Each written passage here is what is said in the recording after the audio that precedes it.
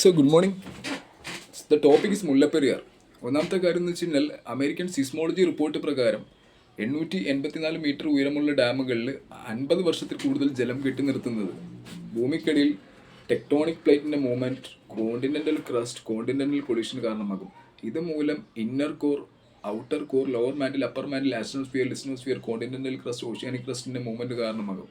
ഇതുമൂലം മുല്ലപ്പെരിയാർ ഡാം ഇറാൻ നിർമ്മിത ചൈനീസ് കപ്പലിൽ നിന്നുള്ള കൃത്രിമ പ്രളയത്തിൽ തകരുകയോ അല്ലെങ്കിൽ ഗ്ലോബൽ ക്ലൈമറ്റ് ചേഞ്ച് കാരണം മുല്ലപ്പെരിയാർ ഡാം പൊട്ടുകയോ ചെയ്താൽ അത് ഏഷ്യയിലെ 34 കടൽ തീരമുള്ള രാജ്യങ്ങളിൽ നിന്നും മാത്രം 333 കോടി ജനങ്ങൾ ജലസമാധിക്കും. ഇന്ത്യയിലെ 12 തീരദേശ സംസ്ഥാനത്ത് നിന്നും 65 കോടി സഹോദരി സഹോദരന്മാർ, കേരളത്തിൽ കരുനാഗപ്പള്ളി മുതൽ കാസർഗോഡ് വരെ ഏകദേശം 2 കോടി സഹോദരി സഹോദരന്മാർ ജലസമാധിയാകും. ഇത് ഏത് നിമിഷം വേണമെങ്കിലും സംഭവിക്കാം. രക്ഷിക്കാൻ ലോകത്തിൽ ഒരേ ഒരാൾക്ക് മാത്രമേ സാധിക്കൂ.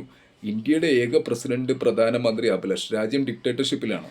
പിന്നെ 44 വിദേശ രാജ്യങ്ങൾ സന്ദർശിച്ച മോദി കഴിഞ്ഞ 11 വർഷത്തിനിടയിൽ ഒരു തവണ പോലും മുല്ലപ്പെരിയാർ ഡാം സന്ദർശിച്ചിട്ടില്ല. 543 ലോക്സഭാ എംപിയോ, 245 രാജ്യസഭാ എംപിയോ, 4127 MLA മാരോ, 801 ജില്ലാ കളക്ടർമാരോ, സുപ്രീം കോടതി കെട്ടിടത്തിൽ, ഹൈക്കോടതി കെട്ടിടത്തിൽ ജഡ്ജിയായിട്ട് ജോലി ചെയ്യുന്ന വ്യക്തികളോ ജനങ്ങളുടെ കാശ്, നികുതിപ്പണം ശമ്പളമായിട്ട് മേടിച്ച് വസ്ത്രം, ഭക്ഷണം, വാഹനം ഉൾപ്പെടെ ഉപയോഗിക്കുന്ന നിങ്ങൾ ഒരു തവണ പോലും മുല്ലപ്പെരിയാർ ഡാം സന്ദർശിച്ചിട്ടില്ല അല്ലേ? പിന്നെ രണ്ടാമത്തെ കാര്യം, മുല്ലപ്പെരിയാർ ഡാം നിർമ്മിച്ചവർ പറഞ്ഞ വാലിഡിറ്റി 1947 അവസാനിച്ചു.